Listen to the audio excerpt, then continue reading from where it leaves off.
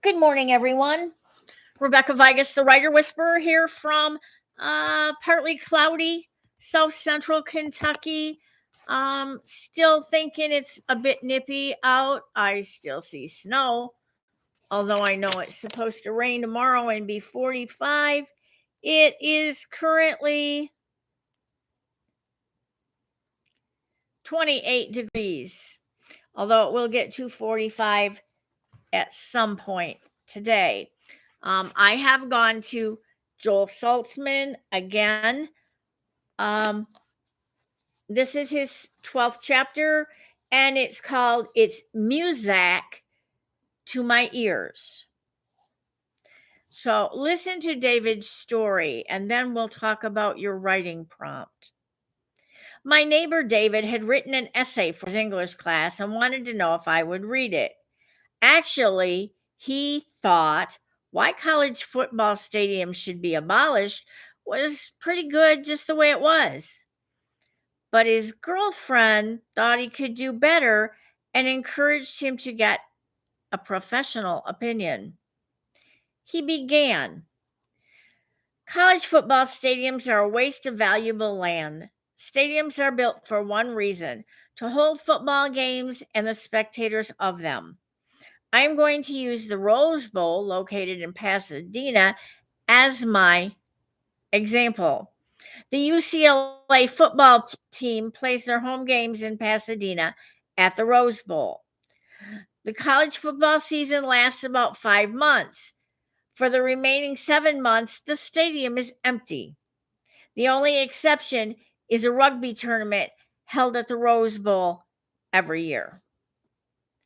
A college football stadium is not a small one. Neither is David's essay. It drones on like this for another 2 pages. It's music to my ears. What happened was, instead of talking about it out on paper, David had decided to write it instead, but not with the pompous, complicated language, but with plain, simple English, real plain. The result was Muzak, dull, listless, and completely inoffensive. What's Muzak? It's music with all the blood and guts taken out. Music in which the notes are wrong, which none of the notes are wrong, but none of them are right either. Imagine if Mick Jagger were in an elevator and the music system was playing Satisfaction. I don't think it would give him much satisfaction. Or how about the times they are a changin' on Muzak? I've heard them both, and it's painful. True story. Years ago at a cocktail party, someone introduced me to a group of people by saying, as a joke, "This is Joel. His father invented Muzak." Suddenly, everyone within earshot took 2 psychic steps backwards. You could see the fear on their faces. It was if they were thinking,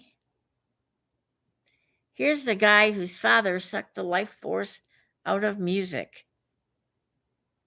If I'm not careful, the same thing could happen to me. Okay. In a sense, they were right. If you're not careful, if you don't pay attention to the warning signs, you can suck the life force from your writing. Just like David did when he sat down and wrote why college football stadiums should be abolished.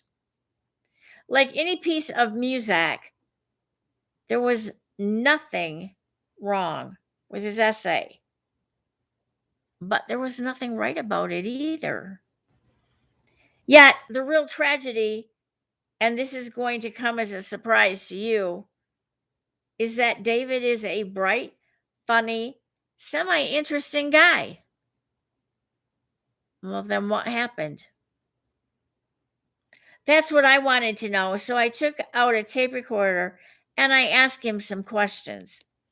David, what are you trying to say here? Why'd you even write this essay? I had to. It was an assignment. Besides that, what are you trying to say here? What's your attitude about it?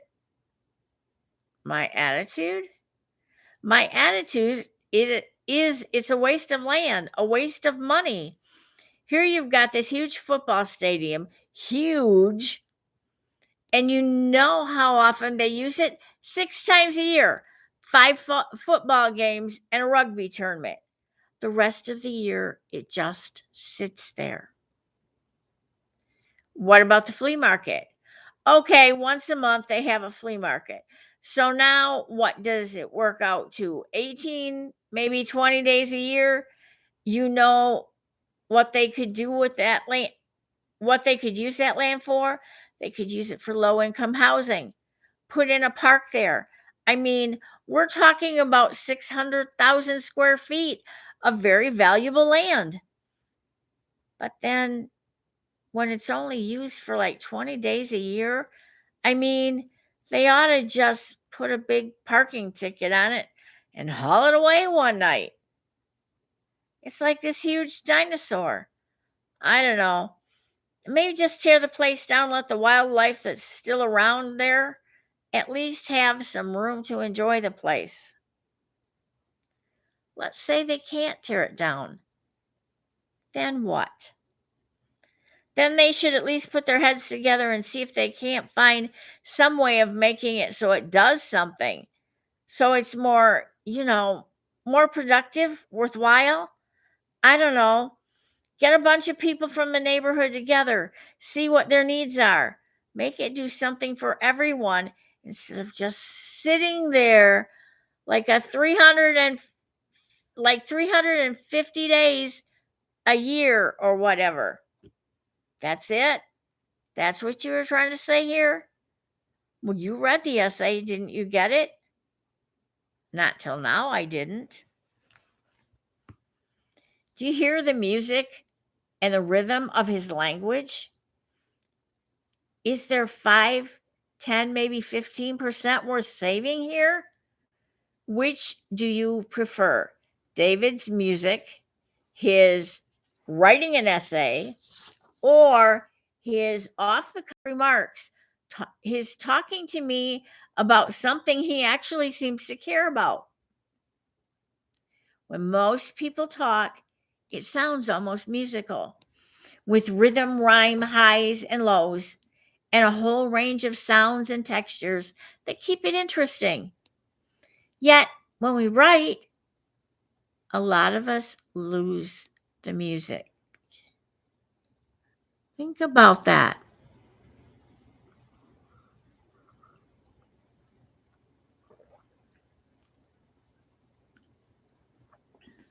Leaving us with dull, leaden language, the kind of writing that makes you not want to read it. How do you get this music and put it into your writing? You don't get it. You've got it.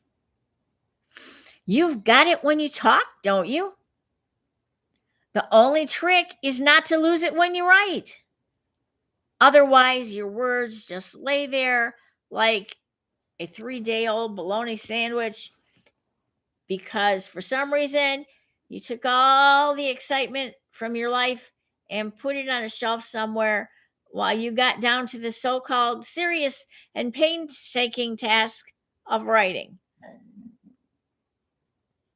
Now the music's gone, the life's gone, and now that it ain't got that swing, all you're serving up to your unsuspecting reader is no life, no spice, no taste airplane food. And if you don't like airplane food, what makes you think your reader's going to? It's music on a tray. Remember, writing is music and excitement. It's funny, it's thoughtful, it's communicating, persuading, provoking, debating.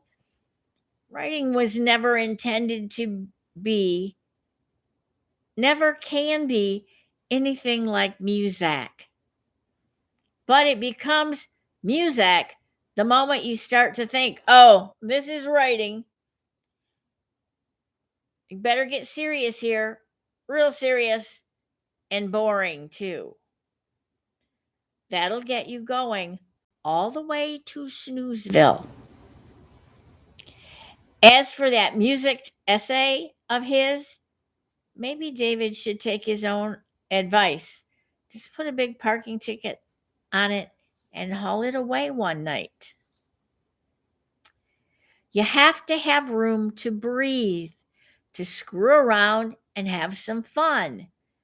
Maybe it makes for imperfect fiction, but it provides the writer with a kind of joy of liberation. Stanley Elkin.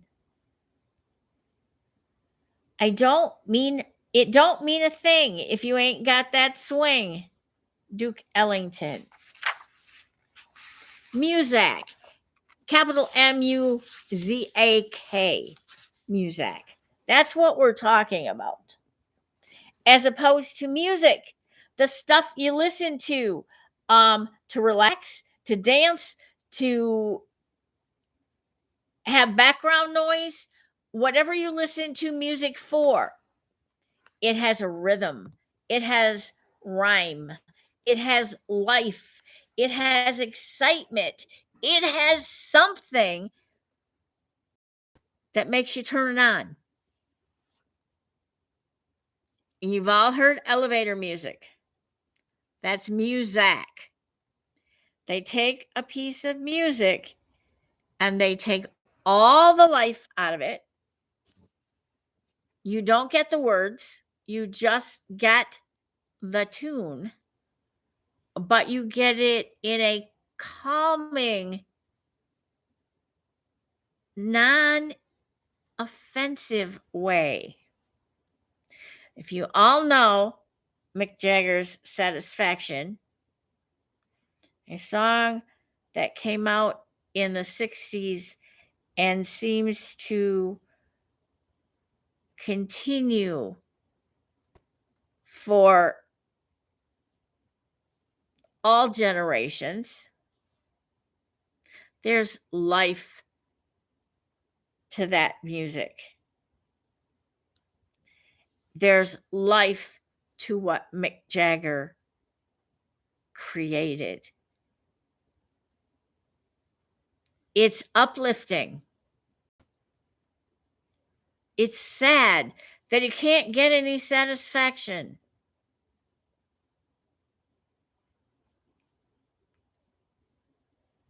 But if you take the lyrics out and you water it down and make it elevator music, you're not getting any satisfaction that way either. You're going, what the heck did they do to a great song? Duke Ellington, one of the kings of swing.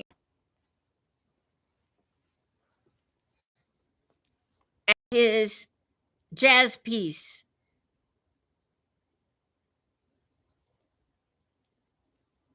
about if it ain't got that swing, you don't got a thing. Because if swing pieces didn't move, didn't jump, didn't jive, they weren't swing pieces. They were Muzak.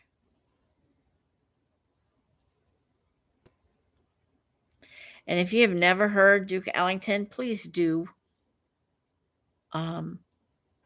He was an amazing musician. Your writing. Take a page from your current work in progress.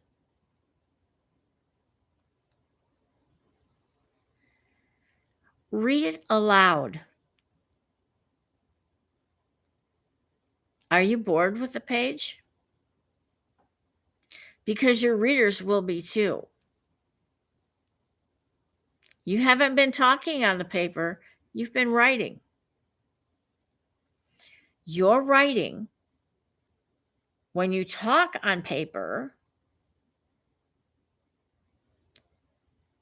will produce emotions in your reader.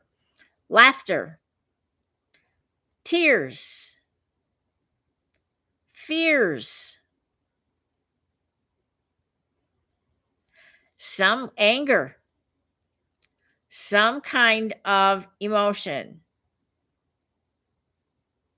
When I wrote Crossing the Line about teenage bullying, I actually had to get up and walk away from what I was doing because I was so mad at the character, Chelsea Patton, that she could do the things that she did to other teens.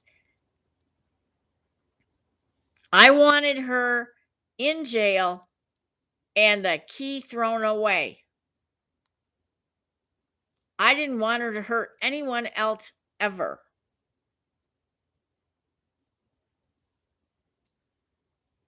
She was the most horrid person on the planet when I wrote her. No, and she's not based on any of my former students. She's a mix of young ladies.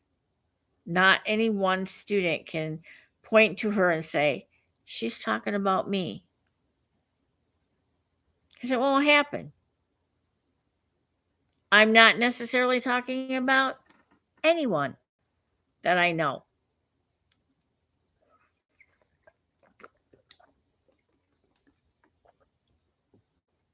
But I know teenage girls well. I had one once. She actually lived to be an adult. A very productive adult. But there were times when I didn't think we were going to get through the teen years. Look at your piece of work. Read it aloud. Read it to a person you trust who supports your writing.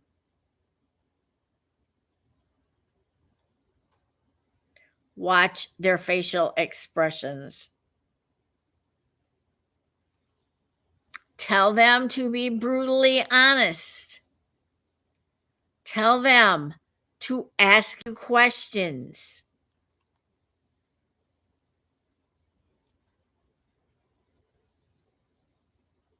Don't be offended by what they say.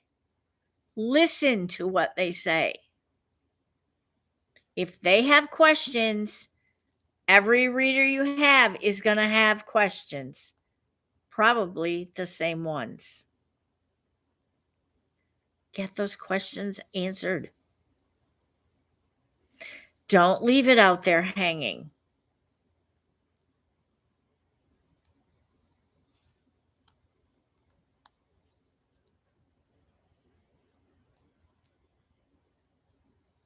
You really have to know what's going on here. You truly do. Rewrite it if you have to rewrite that page. Because it's important. You won't get it right the first time. You may not get it right the second time.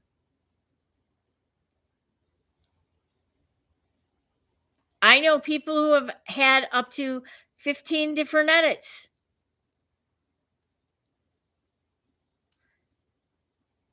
I get at least 3 or 4 on every book. My editing, my 2 editors' editing, and my final editing. Really?